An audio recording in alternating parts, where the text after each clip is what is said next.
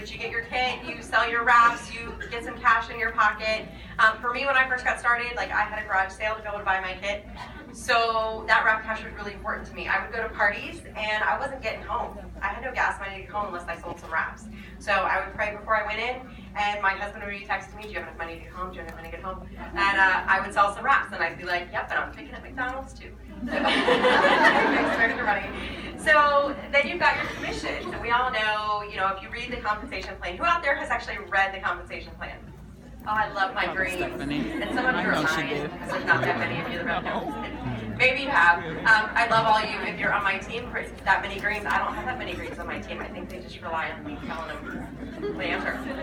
So commissions, it's the whole, 10, 10, 5, 5, 2, all that kind of stuff. It's that residual income that we make off those customers. Some people are like, oh, we don't make that much of a percentage, but we have them for more than 1 month. So it may be not, 5% or 10%. We're making, if it's 10%, it's over 3 months or 6 months. You get them on a supplement. You got people for years. So we may think, oh, it's only 10% or 15% that we're making, but that's 15% month after month after month after month. And that can be 200% that you're making. So that's really cool. Is he coming up now? Coming up now? Okay, I'll keep talking. Okay, so then we got bonuses. Who out there loves Friday bonuses? That was my very first thing I got in this business. I had signed a distributor, helped her get her customers. I got that first Friday fast start bonus. I was at our homeschool co-op and I got that little email, that it's like, you got money. And you're like, yeah, I got money. I hadn't really done anything. I had signed one distributor. We'd gotten a couple customers. I hadn't even had my lunch party yet, and I made that $100, and I was like, I'm in. I love this. They just transfer it straight to your account. This is like awesome. So we love those fast start bonuses. So fast start bonuses are amazing. We love them. But does anybody know what happens with fast start bonuses, like after you go diamond? Okay, there's these things called CABs. We call them leadership level bonuses now. If you look in your compensation plan and you go read it, it doesn't say CABs. But everybody who's ever been in forever will just call them CABs, because that's just what we do.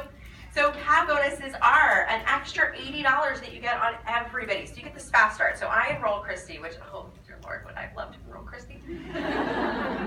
But Christy, so I enroll Christy, and then Christy enrolls, I'm gonna read names, Megan. And so she's already gone diamond, and she enrolls Megan. So she enrolls Megan, and Megan, she gets that $100. Megan gets her first 2 loyal customers. She sets up her auto ship. She gets that $100. That's awesome. But because she's a diamond, she also gets $80. Okay? And then Megan enrolls somebody. Megan enrolls a Sally, and then Sally enrolls somebody, and Sally enrolls Julie, and Julie, and so it keeps going down the line. Christy made $100 that first fast start. But she also made 80. Okay? And then she also made 80 on that next person. And 80 on that next person, 80 on that next person, 80. So imagine if everyone in this room, you were coded to as a diamond. You have to get to diamond. That is where the money is at. You cannot quit until you get to diamond. And if you've lost rank of diamond, you've got to get it back so you can start picking up these CABs again. So imagine if everyone in here has just got 2 customers. Whoever originally began that cell, that little invisible coding cell that just transfers invisibly through our downline. There's $80 attached to every person, let's say, in here. That's what happened when Kim Touchton joined my business, way down in the lines. I was a diamond. She's now an ambassador, top 10 income earner. Krista Pettengill, I was diamond when Krista joined through somebody else in my downline who's an ambassador. Same thing with Renee, who's now presidential. I was a triple when Renee came into my business. The diamond CABs will change your life. They will change your check. That's why your checks go up and down so much, is because it's either a hot season and people are joining like crazy and they're getting 2 customers and you're cabbing on that. Slower time, CABs stop or they're not as great, and that's usually where you'll see such a decrease in your check. So let's talk about levels. 10% on our first 2 levels were paid out. We go as wide as we want, which means when someone enrolls, you don't move them, you leave them. When someone enrolls with them, they stay there. They're on your second level, their first level. So we get paid 10-10. First 2 levels, 10% of their volume, 5 and 5 on the next 2 levels. And as we start promoting, we start getting paid deeper into the lines. I literally say this every time I go through this with someone. When you're a distributor, you get paid on lines 1 and 2. When you're an executive, you pick up line 3. Why do you want to go to executive and promote? Well, if you've got someone sitting on third level, you're not getting paid on them unless you promote to executive. You're missing money. You're leaving it on the table. So you want to promote, you want to get to executive, you want to pick up what is on that third level. When you're a Ruby, you pick up line 4, whatever is sitting on line 4. If you don't have anybody there on that 4th level, do you want to just, move volume and do all this crazy stuff if no one's even there? Be smart about how you work your business. It's worth promoting if there's bonuses. It's worth promoting if there's distributors sitting in those levels. So 4th line is a Ruby, 5th line on down into those 2% levels once you're Emerald. Okay, does that make sense? So Generation 1, what does that mean, Renee? This is the most asked question on my private message. Doesn't matter your rank, I get it all the time. So generationals. Generationals you have to think of as like your family. I am a parent, so I am the first generation in my family, and then my children are generation 2, okay? So everybody thinks that levels are different than generations, so you kind of have to get that out of your head. Levels are your level 0, the people you enroll are level 1, the people they enroll are level 2, but generations, I'm my first generation, and then any diamond underneath me, if I'm a diamond, I would be generation 1, and then any diamonds underneath me would be generation 2, and any diamonds under them would be generation 3, and then generation 4, generation 5, it goes on down, okay?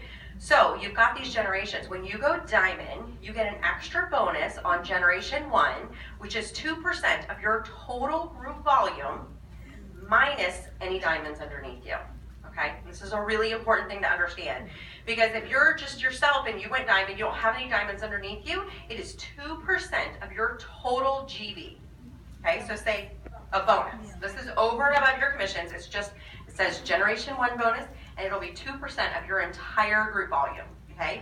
You got a rock star underneath you that goes diamond and you're also a diamond, then you have to subtract out that diamond's volume and you're gonna get 2% of your volume outside of that diamond. Everybody follow me? Like shake your heads. No, they're like totally lost you on that, okay? So what it is that, but if you're a double diamond, you get paid on generation 1 and generation 2. It just goes back to like the levels. If you're a distributor, you get paid on level 1 and level 2. As you're an executive, you add level 3. Well, in generations, when you're a diamond, you get paid on generation 1. When you're a double diamond, you get paid on generation 1 and generation 2. If you're a triple diamond, you add generation 3. If you're a presidential diamond, you add generation 4. It's how many diamonds underneath you. These are just diamonds. It doesn't matter what level they're on. Somebody could be your first diamond on level 12. They would be your generation 2. You following me? Everybody just went like, oh. I think of like if you were going to map out the craziness of a diamond family, and it'd be like way over here and over here, but there's a diamond right there, so you got to stop. So kind of imagine like outlining this whole like diamond grouping. Does that kind of make sense? That would be a family. If there's a diamond there, like don't stop. That would be a whole nother cluster of circling. Does that kind of make sense, this weird, crazy bubble, if you were going to go and kind of do that on a paper chart, if you will? So I actually draw out my diamonds as a chart every month. This is, I will tell everybody to kind of do this. Draw yourself, me, like if you're going to draw a Ruby chart, me, my diamond, and then any diamonds under me, I'm going to make the legs. And the only thing on the chart is going to be those people who are diamond or above, okay? And then you kind of see how they stack and how, if they're down a leg, like Amanda's got all kinds of ambassadors like stacked on down. Those are each a generation underneath her. So if a person's diamond or above, they're a different generation. And depending on your rank is how deeply you are paid in there. One really cool thing about this generations is it's 2% and then 4% and then 2%. It does that same kind of level thing, but if that diamond is personally enrolled and you are also a diamond, you get a 5% bonus no matter what generation they're on. Okay, it's an additional 5%. It's more than if they're on your generation 2. So you normally get 4% if they're on your generation 2. If they're personally enrolled, you're going to make 4% because they're on your generation 2 if you're a double diamond, but you're also going to make 5% because they're personally enrolled. Okay, and this is why enrollership is so important. So many people think that enrollership is just about fast start bonuses. It's just about getting your $100. That's true when you're very first getting started, but if that person you enroll goes diamond and you're also a diamond, it's an additional 5% bonus on their entire group volume. And this is why the money changes at diamond and double diamond and triple diamonds. Why our compensation plan is so amazing. Those generationals can be $2,000, to a lot more each month just on those generational bonuses you're getting for each diamond underneath you. So every time you help one of your personally enrolled go diamond, and you're also a diamond, you're going to increase your check dramatically. So personally enrolled diamonds, that's where the money's at. Cabs, that's where the money's at. Got it? That's what I took away from that. All right, so do's and don'ts on compliance. John Eric, you just let me know because I'm just talking pretty much. Compliance. Here's some things that came up this week on my team I thought I would share with you. Craigslist. We don't post on Craigslist. We don't post on Amazon or eBay. Distributors have lost their distributorship, their business. It's funny how our compliance team does catch. They are watching. Maybe not every post. There's so many out there, but they are watching. What about garage sales on Facebook?